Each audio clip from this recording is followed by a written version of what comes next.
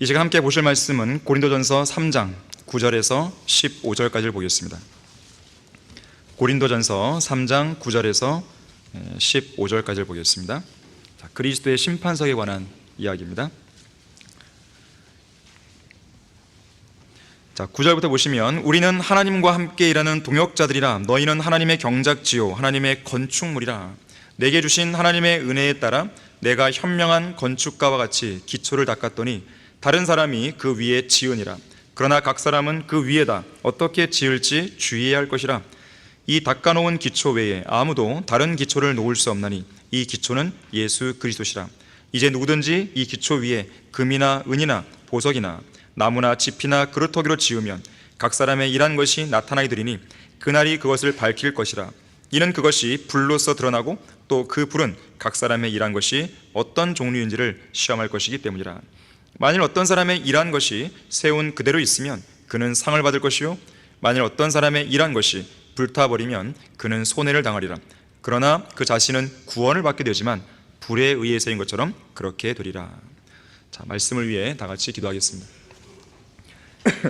감사하신 아버지 하나님, 저희들에게 복을 내려주시고 또 풍성한 은혜와 자비를 베풀어 주셔서 감사드립니다.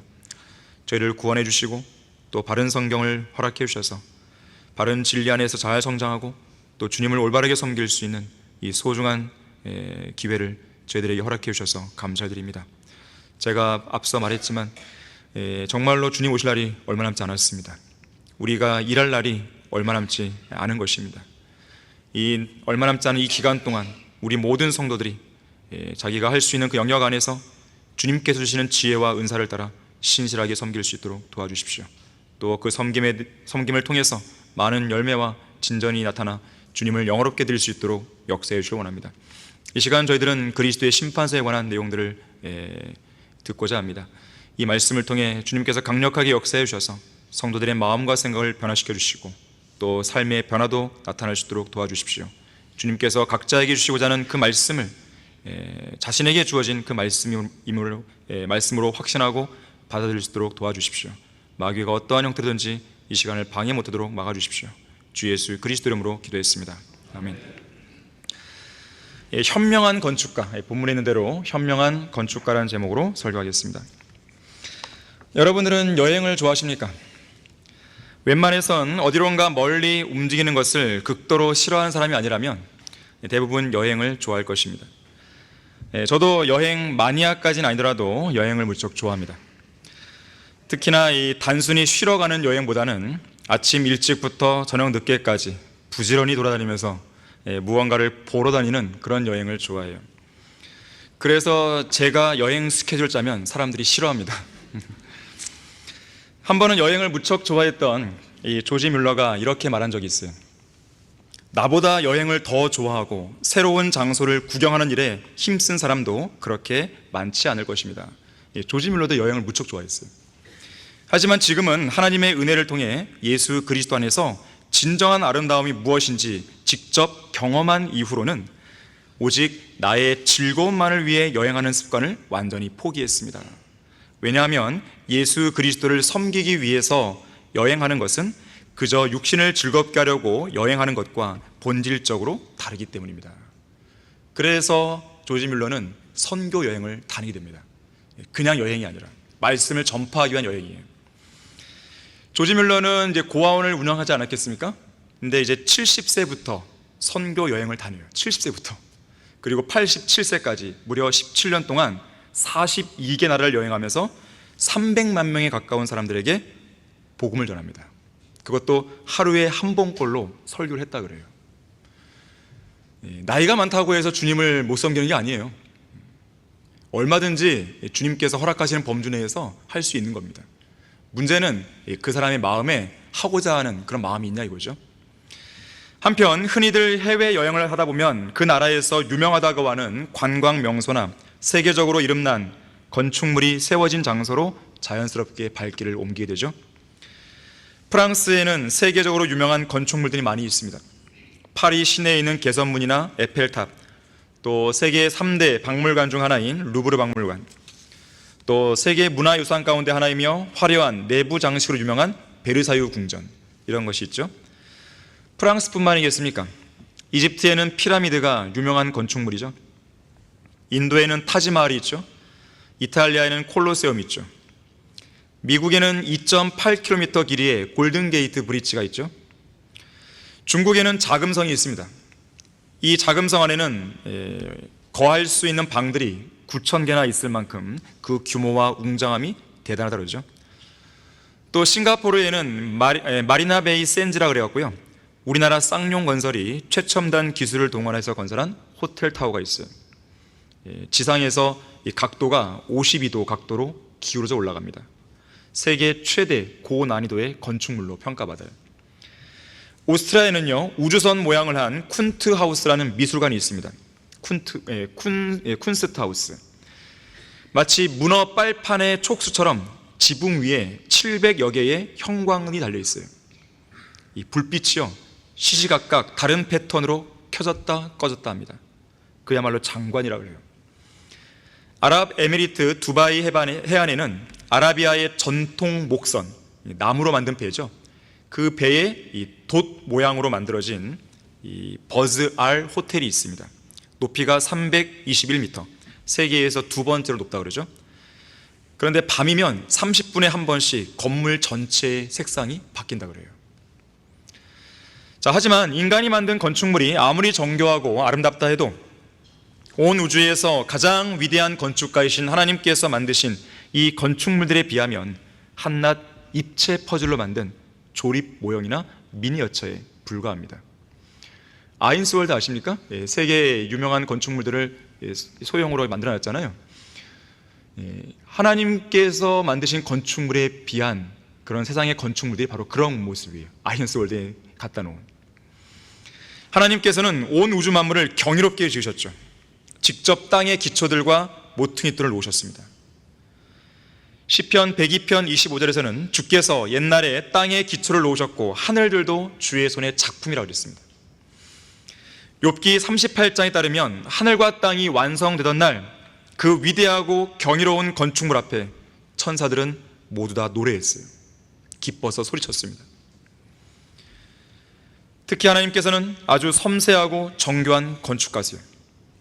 대표적인 예가요, 구약에 나오는 성막을 보십시오. 이 성막은 하나님께서 직접 설계하시고 창조하신 우주의 모형이잖아요. 이것을 모세에게 지으라고 명령했을 때 그 규격과 치수 그리고 만들 재료에 관해서 아주 구체적으로 지시를 내리십니다. 그리고 하나님께서 보시기에 가장 아름다웠던 건축물인 우주, 그 우주의 너비와 길이와 깊이와 높이가 얼마인지 그 엄청난 규모를 성막을 통해 깨닫게 해주시는 거예요. 그뿐만 아니죠. 솔로몬 성전을 짓게 했을 때도 그 규모에 대해 직접 말씀하시죠. 장차 천년 왕국에서 세워질 성전의 규모도 선지자 에스겔을 통해서 구체적으로 말씀하십니다. 그뿐만이 아니죠. 이 시대에 믿음으로 구원받은 우리를 위해 마련해 놓으신 새 예루살렘을 사도 요한에게 보여주실 때도 그 모양과 규모를 구체적으로 말씀해 주세요.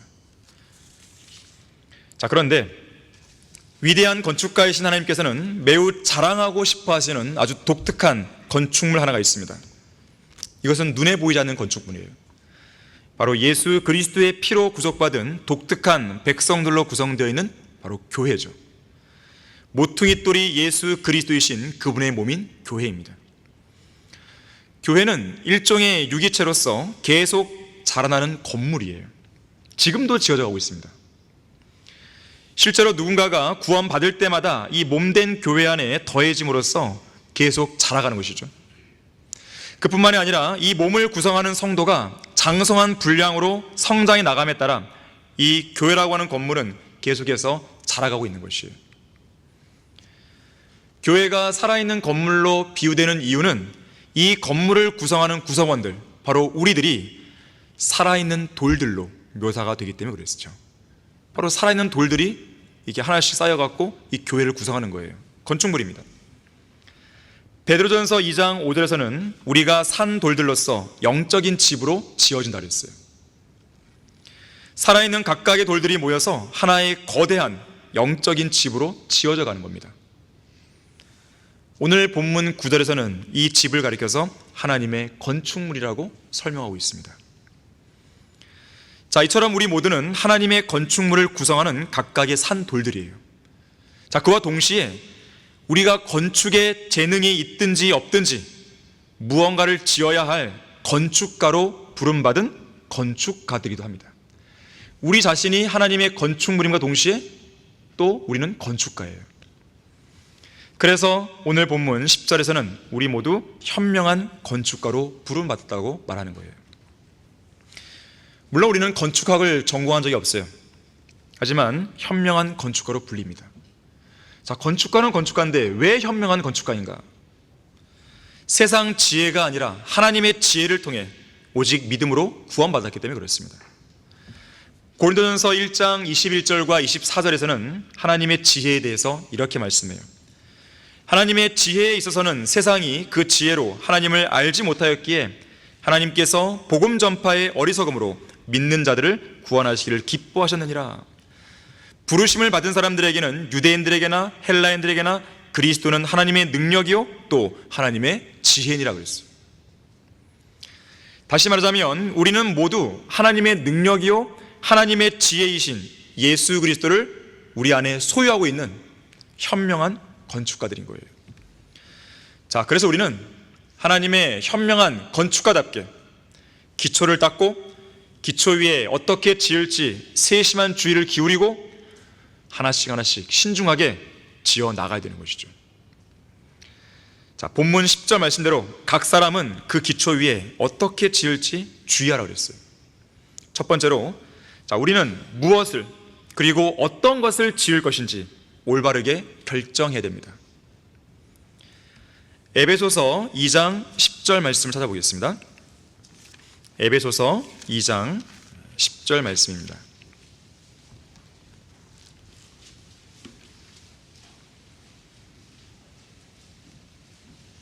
우리는 그분의 작품이니 그리스도 예수 안에서 선한 일들을 위하여 창조되었느니라. 이 일들은 선한 일들이죠. 하나님께서 미리 정하시어 우리로 그것들 가운데서 선한 일들 가운데서 행하게 하려 하신 것이라 그랬어요. 자, 우리는 그리스도 예수 안에서 마땅히 행해야 할 선한 일들을 위해 창조된 하나님의 작품이에요. 자, 그래서 하나님의 지혜를 통해 주님께서 보시기에 가장 아름다운 걸작을 만들어 내야 됩니다. 우리가 당면한 인생 최대의 과제가 바로 여기에 있어요. 자, 그런데 구체적으로 우리가 어떤 걸작을 만들 것인가는 우리가 임의로 결정할 수 있는 게 아니에요. 우리를 하나님의 작품으로 창조하고 빚으신 우리의 토기장이 바로 하나님의 뜻에 전적으로 달려 있습니다. 그리고 그 뜻은 하나님의 말씀인 성경 안에 들어있어요. 성경 안에는 우리가 이 땅에서 왜 살고 있는지에 관한 인생 목적부터 시작해서 우리를 향해 하나님이 갖고 계신 인생의 청사진이 들어있습니다. 실제로 많은 하나님의 일꾼들이 성경을 통해서요, 자신의 인생을 향한 하나님의 청사진을 발견했어요.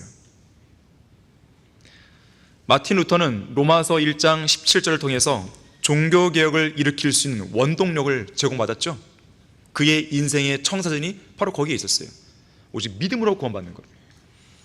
윌리엄 캐리는요, 이사야 54장 2절 말씀을 통해서 세계 선교에 대한 비전을 품습니다.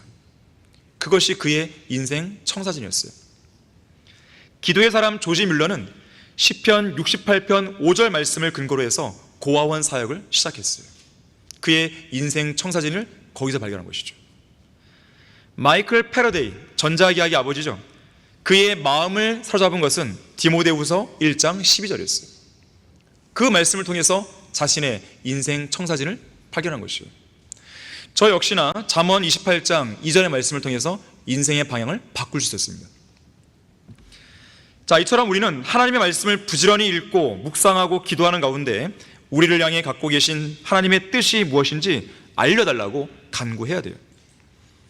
자, 이와 관련해서 여러분들이 하나님께 드려야 할 아주 중요한 두 가지 질문이 있어요. 자, 데살로니가전서 4장 1절 보겠습니다. 데살로니가전서 4장 1절 말씀 보시면요, 바로 여기에 여러분들이 매일같이 주님께 물어야 할 두 가지 질문이 있어요. 자, 1절에서 그러므로 형제들아 끝으로 우리가 주 예수 안에서 간구하고 권고하노니 너희가 어떻게 행해야 하고 어떻게 하나님을 기쁘시게 하는가를 우리들에게서 받은 바와 같이 더욱더 넘치게 하라 그랬어요. 자, 첫 번째 질문이에요. 우리가 어떻게 해야 됩니까? 하나님께 물으셔야 돼요. 두 번째, 우리가 어떻게 해야 하나님을 기쁘시게 할 수 있습니까? 물으셔야 돼요. 하나님께. 자, 우리는 아침마다요 창문에 커튼을 열면서 주님 오늘 오시는 것입니까? 이렇게 말하면서 하루를 시작하고, 저녁마다 창문에 커튼을 닫으면서 주님 오늘 밤에 오시는 것입니까? 라고 말하면서 하루를 마감해야 돼요. 이처럼요 우리는 아침마다 말씀을 묵상하면서 오늘 제가 주님을 기쁘시게 해드리기 위해 뭘 해야 됩니까? 물으셔야 돼요. 그리고 저녁마다 오늘 나는 하나님을 기쁘시게 해드리기 위해서 오늘 했어야 할 일을 제대로 수행했나? 돌아봐야 돼요. 그러면서 하루를 마감해야 됩니다. 우리 다 같이 사도행전 9장 4절도 보겠습니다. 이 질문은 사도 바울이 했던 질문이기도 합니다. 이제 막 구원받은 사도 바울이 하나님께 드렸던 질문이에요. 자, 사도행전 9장 4절 말씀을 보시면요, 지금 이 본문은 바울이 구원받을 때의 상황인데요, 그가 땅에 엎드려 그에게 말하는 음성을 들으니 사울아 사울아 내가 왜 나를 박해하느냐고 하시더라 했어요. 당시 바울은 자신의 이름을 부르는 주님의 음성을 분명히 들었습니다. 그 음성 속에서 주님께서는 바울의 문제가 무엇인지 정확하게 지적해 주셨어요. 너가 왜 나를 박해하나 이거예요. 물론 바울은 직접적으로 예수님을 박해한 적은 없어요. 하지만 그리스도의 몸인 교회를 박해함으로써 예수님을 박해하게 된 것이죠. 그래서 고린도전서 15장 9절에서는요, 나는 사도들 가운데서 가장 작은 자요 사도라 불리기도 적합치 못한 자니 이는 내가 하나님의 교회를 박해하였기 때문이라고 그랬어요. 자, 하나님의 교회는 예수님의 몸입니다. 예수님의 몸을 박해한 것은 곧 예수님을 박해한 거예요. 그 박해의 중심에 서 있던 죄인의 우두머리였던 것입니다. 자, 이처럼 하나님의 음성, 하나님의 말씀은 바울 곧 죄인의 양심을 강력하게 찌른 것이죠. 그가 죄인임을 강력하게 지적한 것이에요. 더 나아가서는 그 죄에 대한 심판과 지옥의 형벌을 경고하는 것이죠. 자, 양심을 찌르는 주님의 음성에 바울은 5절에서 이렇게 묻습니다. 주여 당신은 누구시니까? 주님께서 말씀하시죠. 나는 내가 박해하는 예수라. 가시체를 거듭하는 것이 내게 고통이라. 자, 이로써 바울은요 자기를 부르신 분이 자기가 박해했던 예수님이심을 깨닫게 됩니다. 그리고는 6절에서 이렇게 질문하죠. 주여 내가 어떻게 하기를 원하시나이까? 구원받은 그리스도인은요 바로 이 질문을 던져야 돼요. 주님 제가 어떻게 하길 원하십니까? 제가 어떻게 살기를 원하십니까? 제가 이제 구원받았는데 남은 생애를 어떻게 주님을 기쁘시게 해드리는 삶을 살아야 됩니까? 주님께서는 저를 십자가의 보혈을 통해서 구속하여 주셨고 주님의 부활을 통해서 저를 의롭게 해주셨는데 이제 남은 생애를 저는 어떻게 살아야 됩니까? 물으셔야 돼요. 제가 어떻게 해야 구원받을 수 있죠? 예수님 믿고 구원받을 수 있습니다. 그거면 됩니까? 네, 맞습니다. 그리고 구원받았어요. 그리고 끝. 이것이 아니죠. 그 다음 질문을 던져야 됩니다. 제가 이제 어떻게 살아야 됩니까? 어떻게 됩니까?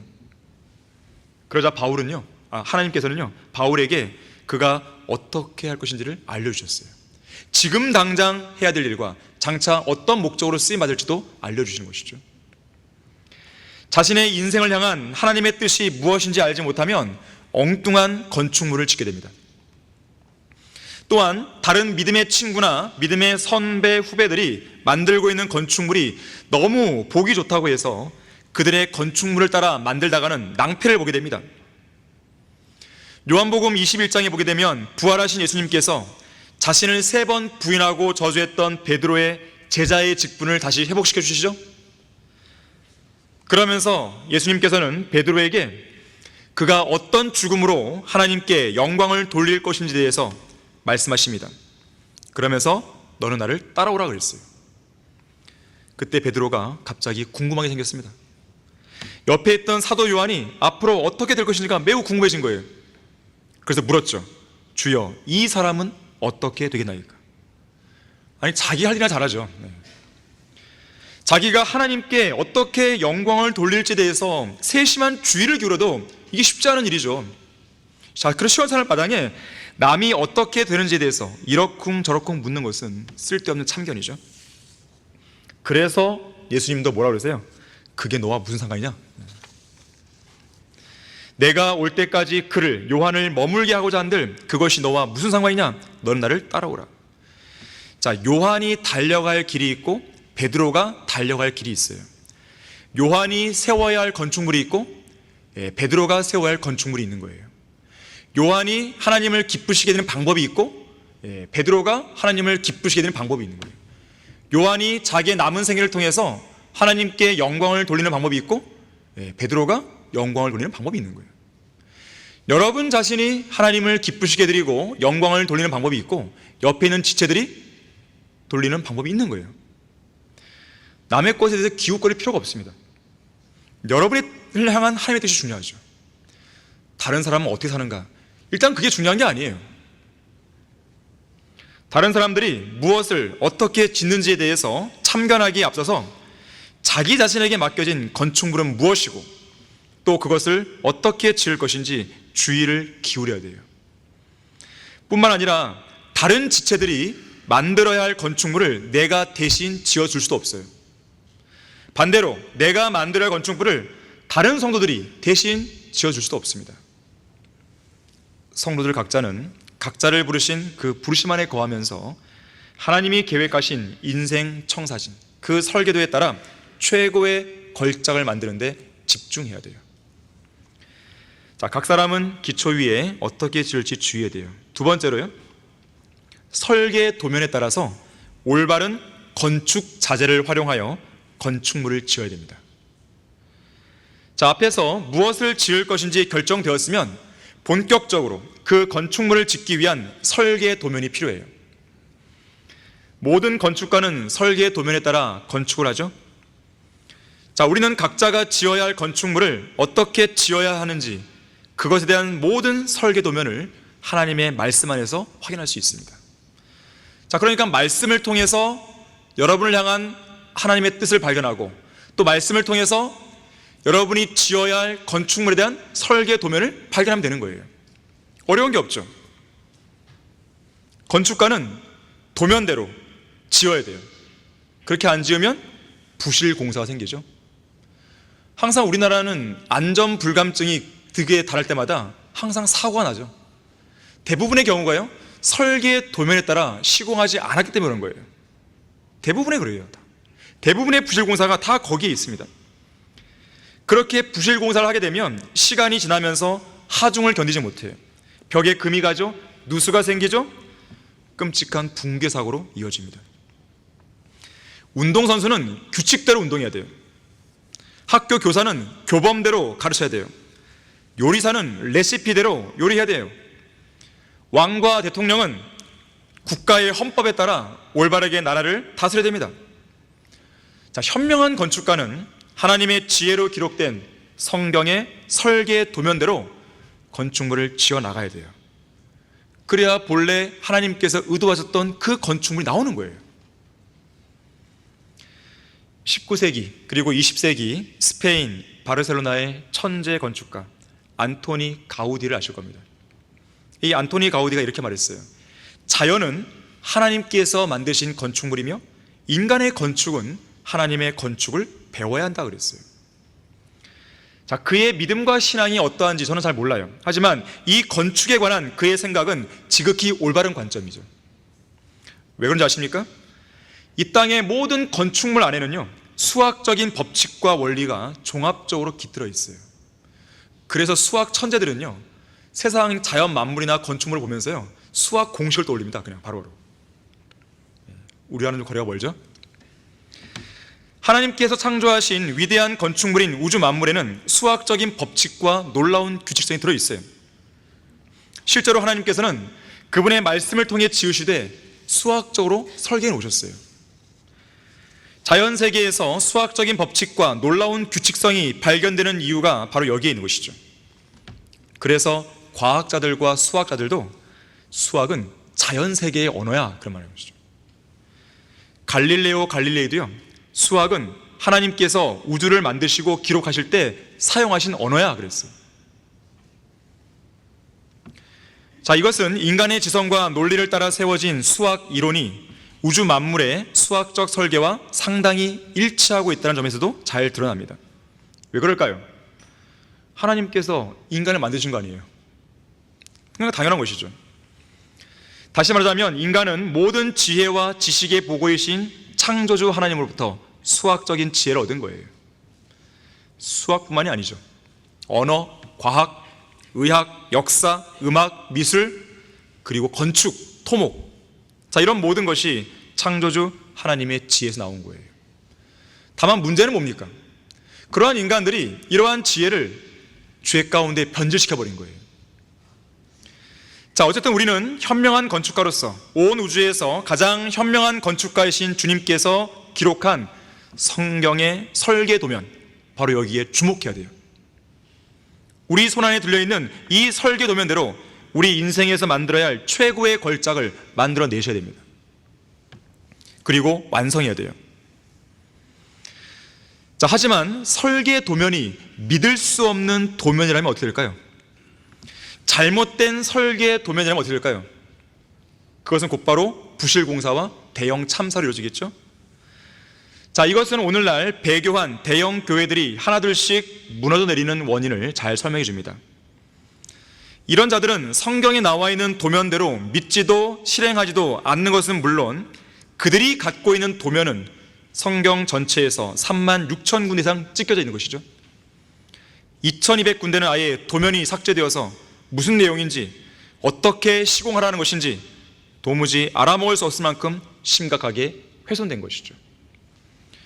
심지어 이들은요, 최초의 원본에 가까운 더 나은 번역본이라고 말하면서 새로운 성경들을 계속 내놓죠. 다시 말하자면 이들은 정확한 설계 도면 없이 공사를 시작한 사람들과 같습니다. 그때그때 말씀을 수정해가면서, 그때그때 도면을 수정해가면서 임기응변식으로 건물을 짓는 것과 똑같은 거예요. 그래서 그들은 오늘날 부실공사에, 영적 부실공사에 참담한 결과를 목도하고 있는 것이죠. 자, 그런가 하면 성도들은 어떤 건축 자재를 사용할지에 대해서도 주목해야 되는데, 하나님께서는 이미 이 자재들도 다 정해 놓으셨어요. 우선 기초가 있는데요, 본문 11절에서 예수 그리스도라고 말씀하죠. 여러분들은 이탈리아의 토스카나주 피사 대성당 동쪽에 있는 피사의 사탑을 잘 아실 겁니다. 피사의 사탑은 제일 아랫단이 밑으로 가라앉는 바람에 이 수직면에서 5.2m 정도 기울어졌죠. 이 1174년에 착공되었거든요. 이 종탑은 본래 56m 높이로 설계되어서요, 흰 대리석으로 지어지기 시작했습니다. 하지만 건물의 기초가 지반이 약하고 물은 땅속으로 기울어지게 됩니다. 그리고 가라앉고 말았어요. 이 사실을 확인했을 때는 너무 늦었어요. 이미 8층 높이 중에서 3층까지 완공된 상태였습니다. 당시 책임 기술자였던 이 본나노 피사노는 기울어진 이 모양을 보정하기 위해서요, 새롭게 층을 올릴 때마다 기울어져서 짧아진 쪽을 더 높게 만들었다 그래요. 하지만 오히려 추가된 그 석재의 대리석의 무게로 건물은 더 밑으로 가라앉게 됩니다. 기술자들이 해결 방안을 찾기 위해서 몇 번씩 공사를 중단해가며 논의를 해봤지만 결국은 14세기에 맨 꼭대기층이 기울어진 채로 완성되고 맙니다. 근대에 와서도요, 탑 기초에 액상 시멘트를 주입해서 보강 작업을 해봤지만 지금까지도 붕괴의 위험은 남아있다 그래요. 자, 기초가 부실한, 기초를 잘못 놓은 건축물의 전형적인 예입니다. 처음 기초가 잘못되어 있으면 그 위에다가 무엇을 어떻게 짓는다 하더라도 그 건물이 무너지는 것은 시간 문제예요. 지금 당장 안 무너져도 곧 무너지는 거예요. 자, 구원받은 그리스도인의 기초는 예수 그리스도이시기에 기초 자체가 부실해서 건물 전체가 붕괴될 염려는 없어요. 문제는 그 기초를 부실하게 놓은 사람들이에요. 그들이 누굽니까? 올바른 믿음으로 구원받지 않았거나 머리로만 아는 것을 구원받은 걸로 착각하는 사람들이죠. 이들은 사실 구원받지 않은 거예요. 또 어떤 사람들이냐면요, 기초를 부실하게 놓은 사람들 중에는 구원은 받았지만 구원의 확신을 갖지 못한 사람들이에요. 이런 사람들은 자기가 죽으면 어디로 가는지 잘 모르기 때문에, 확신이 안 서기 때문에 아무리 신앙생활을 하더라도, 아무리 성경을 공부해도 성장이 없는 거예요. 건축물을 제대로 칠 수가 없어요. 좀 지었다가 또 흔들리는 거죠. 기초를 튼튼히 다져야 돼요. 그건 말씀을 통해 다지는 거예요. 자, 그렇게 튼튼히 다진 다음에는 그 기초 위에 하나님께서 지정하신 건축 자재들을 써야 돼요. 그게 뭐예요? 금, 은, 보석입니다. 본문 12절 보시면 이제 누구든지 이 기초 위에 금이나 은이나 보석이나 나무나 짚이나 그루터기로 지으면 그랬어요. 자, 여기서 금은 하나님의 신성입니다. 구약의 예배의 중심이었던 성막의 모든 기명들은 대부분 금으로 만들어졌거나 금으로 입혀졌죠. 셋째 하늘에 있는 새 예루살렘도 온통 금이죠. 그래서 금은 땅에서나 하늘에서나 가장 고귀한 신성을 상징합니다. 우리가 하나님께 찬양을 드리죠, 예배를 드리죠, 영과 진리로 경배를 드리죠. 자, 이것은 모두 다 우리의 건축물을 금으로 지어나가는 거예요. 지금 여러분 지금 금을 또 쌓고 있는 거예요. 또 우리의 가족이나 사업이나 공부나 다른 그 어떤 것보다도 하나님을 최우선으로 섬기고 그분께 최고의 영광을 돌릴 때마다 우리는 우리가 만들어야 할 건축물을 금으로 계속 입히는 거예요. 여러분들의 생애 가운데 계속해서 하나님께 영광을 돌려보세요. 찬양을 드리세요. 자주 드리세요. 그러면 여러분들은 금을 쌓고 있는 거예요. 다음으로는 은이에요. 성경에서 구약시대에 구속의 값을 치르는 속전, 바로 은이 사용됐죠.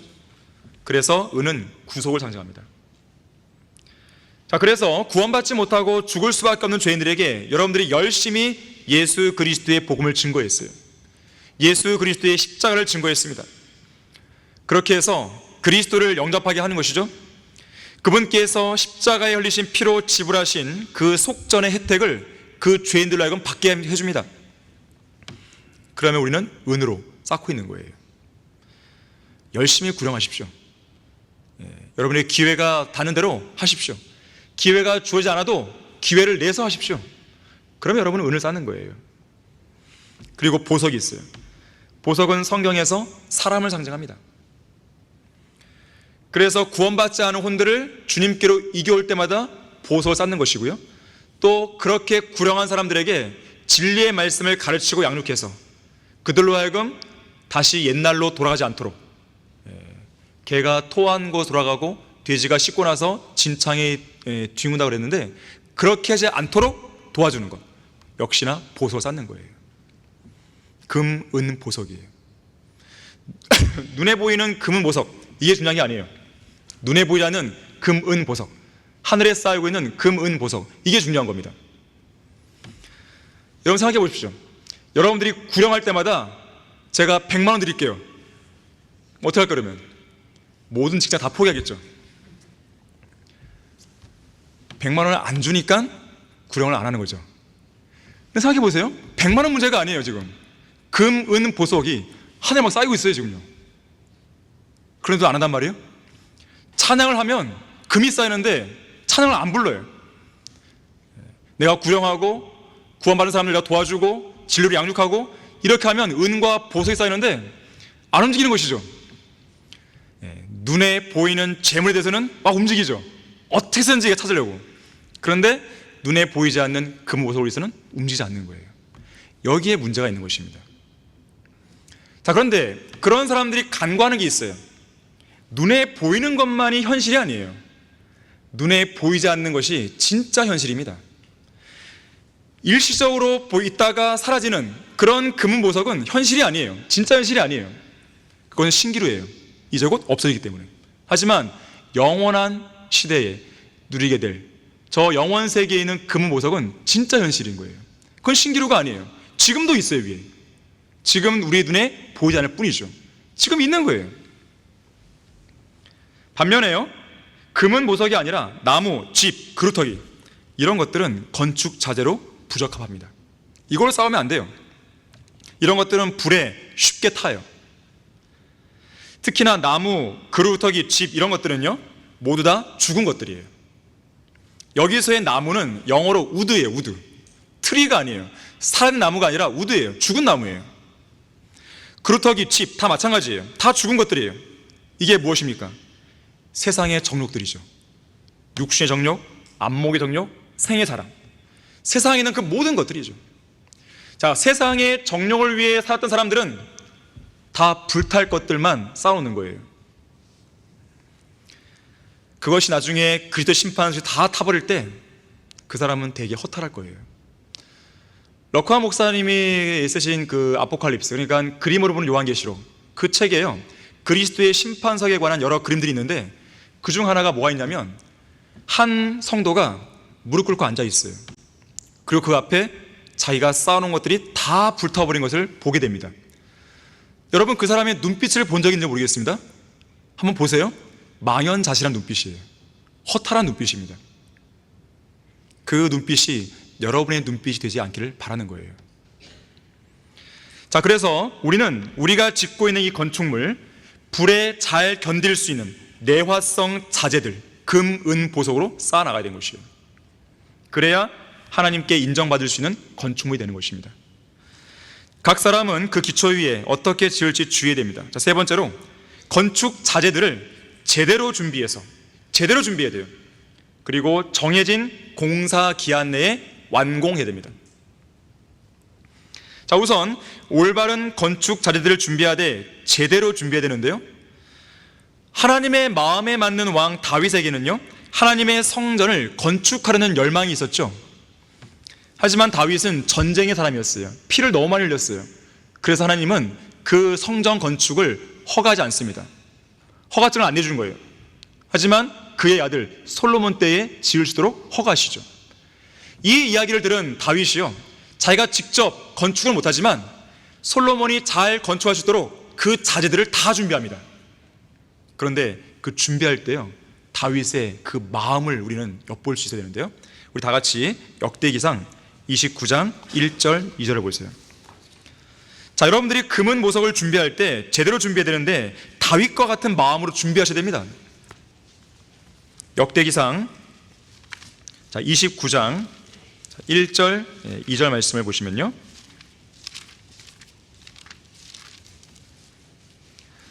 또 다윗 왕이 모든 회중에게 말하기를 하나님께서 유일하게 택하신 내 아들 솔로몬은 아직 어리고 유약하나 이 공사는 크도다. 이는 궁이 사람을 위한 것이 아니라 주 하나님을 위한 것임이라. 이제 내가 내 하나님의 전을 위하여 내 힘을 다하여 준비하였으니 금으로 만들어야 할 것을 위한 금과 은으로 만들어야 할 것을 위한 은과 노스로 만들어야 할 것을 위한 놋과 철로 만들어야 할 것을 위한 철과 나무로 만들어야 할 것을 위한 나무이며 얼룩만호와 박을 보석들과 반짝이는 보석들과 여러 가지 색상의 보석들과 여러 가지 진귀한 보석들과 대리석이 풍부하도다. 자, 지금 보시면 이 자재를 준비함에 있어서요 다윗은 힘을 다해 준비했다. 힘을 다해서 3절에서는요 하나님의 전에 대해서 애정을 뒀다 했어요. 애정을, 힘을 다하고 애정을 뒀어요. 그만큼 다윗 왕이 이 자재를 준비하는 데 있어서 얼마나 열정을 쏟았고 심혈을 기울였는지, 또 최상의 자재를 준비하기 위해서 얼마나 주의를 기울였는지 알 수 있는 대목입니다. 이처럼 우리도요 주의를 기울여야 돼요. 힘을 다해야 됩니다. 최선을 다하셔야 돼요. 애정을 다하셔야 돼요. 모든 온갖 열정과 노력을 기울여야 돼요. 심혈을 기울여야 됩니다.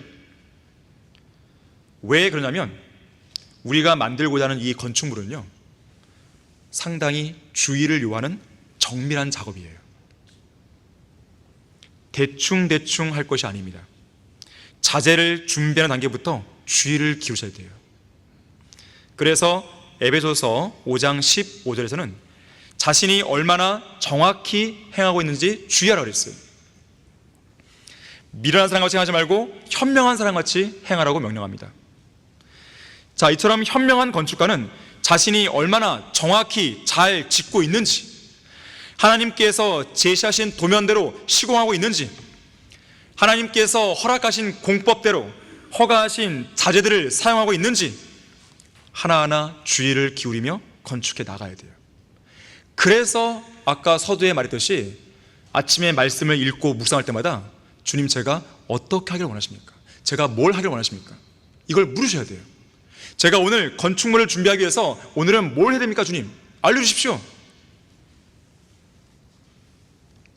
그런가 하면 현명한 건축가에게는요, 공사 기한이 정해져 있습니다. 마냥 계속 짓기만 하고 있을 수 없어요. 반드시 완성해야 되는 것이고, 그것도 정해진 기간 내에 완성해야 돼요. 이 건축을 언제까지 마무리되는 것인가? 공사 기한은 언제인가? 주님께서 다시 오실 때까지, 혹은 우리를 하늘로 부를 때까지. 그게 언제예요? 모르죠. 하나님은 안 알려주셨습니다. 공사 기한은 정해져 있어요. 그런데 그 기한이 언제인지를 우리에게 안 알려주셨어요. 지금일 수도 있어요. 오늘 밤일 수도 있어요. 내일 아침일 수도 있어요. 하나님께서는 왜 안 알려주셨을까요? 부지런히 일하라고요. 우리가 그걸 알면 아마 설렁설렁 할 거예요. 남아있는 공사 기한을 계산해 가면서 마지막에 내가 바짝 해야지, 이런단 말이에요. 자, 하나님께서는 그 기한의 정확한 일정을 알려주지 않았습니다. 열심히 신실하게 일하라는 뜻이에요. 이 일에 관한은 절대 게을러서도 안 되고 힘들다고 포기하면 안 돼요. 반드시 끝이 있습니다. 쉴 때는 쉬더라도 일할 때는 모든 노력을 기울여야 돼요. 되다만 공사가 되면 안 됩니다. 자, 우리 다 같이 누가복음 14장 보겠습니다. 누가복음 14장 28절에서 30절 보겠습니다. 되다만 공사에 관한 내용이 바로 여기에 나와요. 잘 보십시오. 너희 가운데 누가 망루를 세우려고 하면 먼저 앉아서 자기가 가진 것으로 그것을 완공할 수 있는지 그 비용을 계산해 보지 아니하겠느냐? 만일 그렇지 못하여 기초만 세워놓고 완공할 수 없게 되면 그것을 쳐다보는 모든 사람이 그를 비웃기 시작하여 말하기를 이 사람이 공사는 시작하였으나 완공은 못하였구나라고 하더라. 완공하지 못할 거라면 뭐하러 기초를 세워요? 그것은 아예 시작하지 않은 것만 못한 결과를 가져옵니다. 하나님의 일을 시작만 하고 중도에 포기하고 하다 마는 것 역시나 수치스러운 일이에요. 그리스도인으로서는 불명예스러운 일입니다. 자, 우리가 그리스도인으로서 믿음의 경주에 뛰어들었다면 끝까지 가야 돼요. 중도에 포기하면 안 돼요. 완주해야 됩니다. 믿음의 선한 싸움을 시작했다면 끝까지 싸워야 돼요. 중도에 포기하면 안 돼요. 망루를 세우기 위해 기초를 놓았다면 완공해야 돼요. 자, 여기 보면 기초를 놓았다 그랬어요. 기초를 놓았다는 건 뭐예요? 구원 받았다는 말이죠. 아까 우리가 고린도서 3장에서도 기초를 놓았다 했어요. 기초는 예수 그리스도예요. 구원 받은 거예요. 중요한 것은 그 위에 무엇을 어떻게 쌓는 거예요. 어떻게 망루를 완성하냐이죠. 반드시 완공해야 돼요. 그런가 하면요, 죄와 육신과 세상을 따라 행함으로써 나무와 집과 그루터기와 같은 일들을 쌓은 사람은요, 여기 지금 28절에서 비용을 잘못 계산한 것 같아요. 비용을 잘못 계산한 거예요. 갑집을 잘못한 거예요. 예산을 잘못 짠 거죠. 비용을 엉뚱한 데 낭비한 것이죠. 금, 은, 보석에 돈을 투자해야 되는데 나무, 그루터기, 집에다가 투자해버린 거예요. 엉뚱한 비용이 낭비되는 바람에 금, 은, 보석을 살 돈이 없는 거죠. 결국 엉뚱한 망루가 나오는 것이죠. 불안불안한 망루가 나오는 것이죠.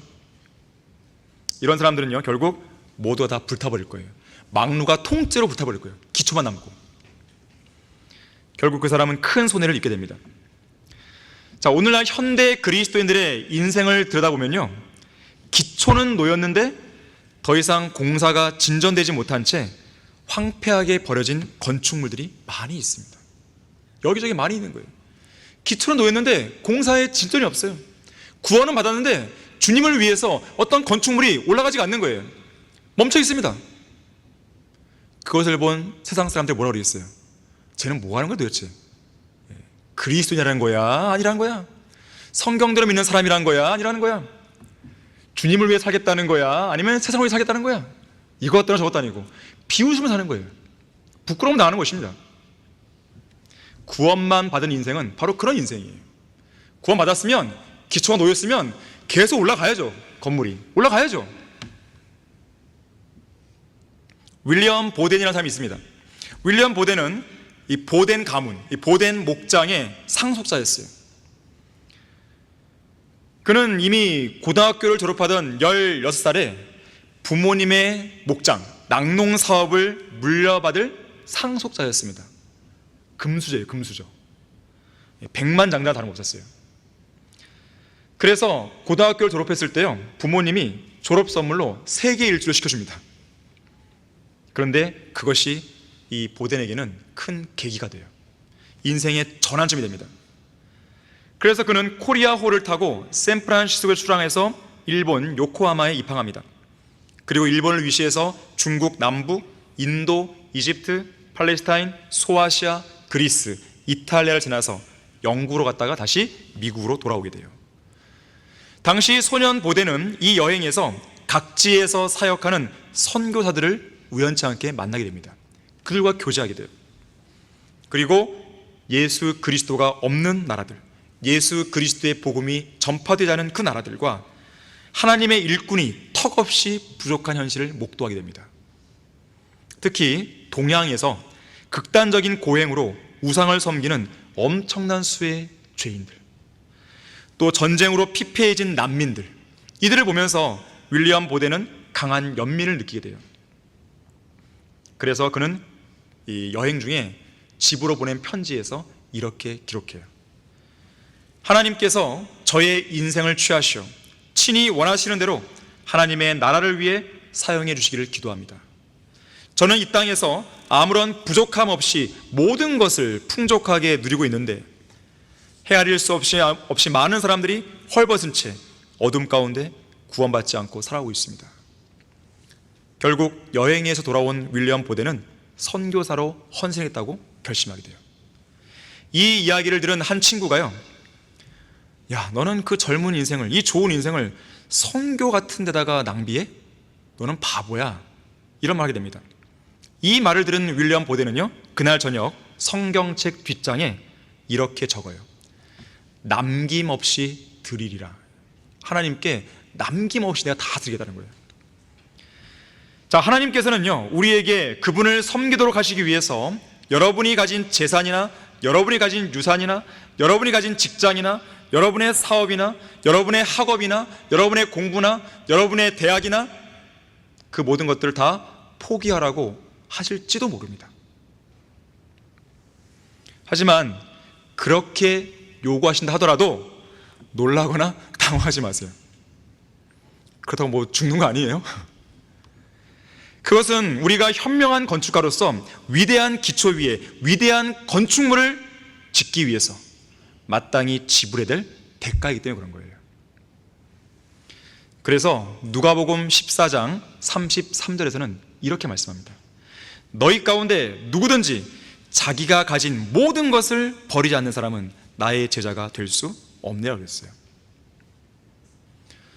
저는 14년, 그러니까 9년, 90년, 10년, 90년, 10년 전에 세상 직장과 하나님의 사역을 완전히 맞바꿔 버렸어요.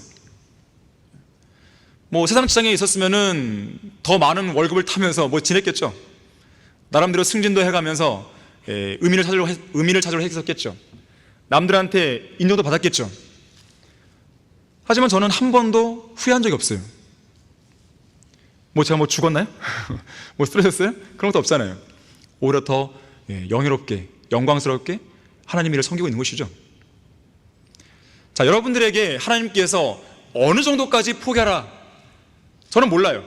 모르지만 하나님께서 여러분들에게 이거는 포기해야 너가 위대한 건축물을 지을 수 있어 라고 한다면 과감하게 다 내려놓으십시오. 그것이 여러분에게는 이득이 되는 거예요. 이것은 영원한 상급과 보상으로 이어지기 때문에 그렇습니다. 자, 결론을 맺겠습니다. 우리는 각자가 기초 위에 지은 것들에 대해서 반드시 평가를 받습니다. 이 평가는 그리스도의 심판석에서 이루어져요. 평가 방법은 불로 태워보는 거예요. 자, 아직은 자신의 작품이나 남의 작품에 대해서요, 이렇다 저렇다 할 판단을 내려서는 안 돼요. 다만 다른 지체들이 건축하는데 방해가 되는 방해물을 내가 놓지 않았는지 그것만 주의하시면 돼요. 또한 여러분의 건축을 방해하고 지연시키는 자들이 있다는 것도 유념해야 됩니다. 에스라서와 느헤미야서를 보세요. 성전이 건축되고 성벽이 건축될 때 주변 사람들이 계속 방해하잖아요. 방해하고 지연시키고. 포도 넝쿨을 망치는 여우가 있습니다. 그걸 잡아야 돼요. 한 번은 은퇴를 앞둔 한 건축가가 있었어요. 이 건축 회사의 사장은 은퇴를 앞둔 이 건축가를 부르더니 은퇴하기 전에 집 한 채만 더 지어달라고 부탁합니다. 그는 속으로 생각합니다. 하필 은퇴를 앞둔 나에게 왜 이런 일을 맡기지? 불평불만하게 돼요. 그리고 건축을 하게 됩니다. 그리고 대충 하게 돼요. 공사 감독도 소홀히 하고 좋은 재료도 안 쓰고 대충 지었어요. 건물이 완공되었을 때 사장이 그를 부릅니다. 그리고 열쇠 하나를 주면서 이렇게 말합니다. 이번에 당신이 건축한 이 집은 우리 회사를 위해 애써온 당신의 은퇴를 기념하는 나의 선물이니까 잘 사용하십시오. 엄청 후회했겠죠? 자, 여러분을 위한 건축물, 그리고 그 건축물에 대한 그 보상이 지금 쌓이고 있어요. 쌓이고 있는데 여러분들이 이 땅에 살고 있는 가운데에 그 쌓이고 있는 금은 보석을 위해서 아무것도 안 하고 있다면, 대충 하고 있다면 반드시 여러분들은 후회할 날이 오는 거예요. 하나님께서는 여러분을 특별한 이유와 목적을 위해서 현재의 위치에 두셨습니다. 주님께서는 여러분이 현재의 위치에서 어떤 임무를 수행하기 원하세요. 그 임무를 여러분이 안 하면 하나님은 다른 사람에게 그 임무를 맡길 거예요. 그럼 여러분은 큰 손해예요. 주님께서 여러분을 위해 예비하신 그 임무를 수행하지 못하면 하나님께서는 여러분을 위해 준비하신 그 보상을 다른 사람에게 주실 겁니다. 여러분은 하나님께서 여러분의 인생에 대해 갖고 계신 그 뜻과 계획에서 벗어나면 안 됩니다. 하나님께서는 여러분을 향한 섭리적인 인도하심과 그에 따른 뜻이 있어요. 그걸 발견해야 돼요. 발견했다면 여러분의 인생의 모든 것을 거기에 걸어야 돼요. 그래야 여러분의 인생을 낭비하지 않을 수 있는 것입니다. 여러분이 지어야 할 건축물 공사를 반드시 시작하고 또 마무리를 지어야 됩니다. 다른 사람의 손이 아니라 여러분의 손으로 하셔야 돼요. 여러분의 모든 공사가 제대로 완공될 수 있도록 건투를 비는 것입니다. 여러분 모두가 하나님의 현명한 건축가들임을 반드시 기억하시길 바랍니다. 자, 다 같이 기도하겠습니다. 감사하신 아버지 하나님, 저희들은 인생에 있어서 가장 중요한 부분을 들었습니다. 이것은 현실적인 문제입니다. 먼 나라 이야기도 아니고 소설 속 이야기도 아니고 그저 기독교란 하나의 종교에서 그저 이야기하는 그런 이야기가 아닙니다. 이것은 우리가 이제 곧 직면할 현실입니다. 이 현실은 영원한 현실이고 이 현실은 영원히 지속되는 것입니다. 우리 모든 성도들이 경각심을 가질수록 도와주십시오. 이제 주님 오실 날이 얼마 남지 않다는 것을 잘 인지하고 그리고 남은 생애 동안 어떻게 하면 주님께서 원하시는 그 뜻을 실현하면서 또 어떻게 하면 주님께서 원하시는 그 아름다운 걸작을 만들 수 있을지 그것을 잘 유념하고 잘 지어나갈 수 있도록 도와주십시오. 주 예수 그리스도 이름으로 기도했습니다. 아멘.